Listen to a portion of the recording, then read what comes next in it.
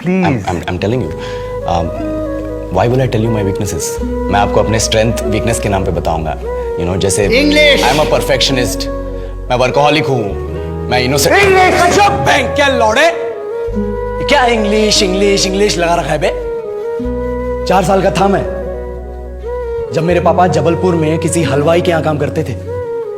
खुद तो कभी स्कूल गए नहीं, इसलिए अपनी गांड घिस घिस के मुझको स्कूल में भर्ती करवाया। अब कहने के लिए तो वो इंग्लिश मीडियम स्कूल था, लेकिन साले हमारे टीचर लोग खुद हिंदी में बात करते थे। हमारे स्कूल के लड़के एक दूसरे से यो व्हाट्स अप डो ऐसे बात नहीं करते हैं। क्या भौंक रहा है तेरा लंडा आजकल है? ऐसे गले मिलते हैं। किसी तरह रट्टा मार मार के 10th तक पहुंचे तो पता चला कि जिंदगी में सफल होने के लिए एक ही तरीका है और वो है इंजीनियरिंग। सब यही कहते थे। माँ बाप, टीचर लोग, गली का वॉचमैन भी हमसे पूछता था, और भैया कैसी चल रही है आपकी तैयारी? भग बेंचो, तुमको क्या करना है? इसलिए हमारे स्कूल के बच्चे हम सब पहुंच गए बकरों की तरह। मैं IIT, मैं NIT। अरे जिस बच्चे ने अपने बाप को जलेबी तलते देखा है वो तो यही सोचेगा ना कि जिंदगी में पैसा ही सब कुछ है। I did not choose this engineering life, sir, and neither did this engineering life choose me. It was shoved down my throat by my teachers while my hands were tied to my back by my friends and my parents watched in silence. और English सुनेगा तो मादरचोद तो सुन।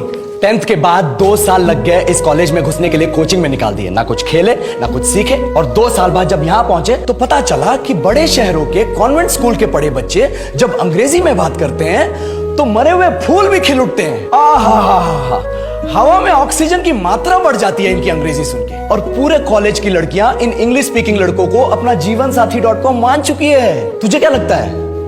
मुझे कभी लगा नहीं कि मैं अपनी अंग्रेजी पे काम करूं, अपने पर्सनालिटी पे काम करूं। बहुत लगा। ये चूतिया इंडस वैली सिविलाइजेशन का जो एजुकेशन सिस्टम बिठा के रखे हो, जिसमें हर साल में 10 सब्जेक्ट, हर सब्जेक्ट में theory, practical, viva, lab work, external, internal, majors, minors, assignment, project, thesis, गांड मार के रख ली हमारी।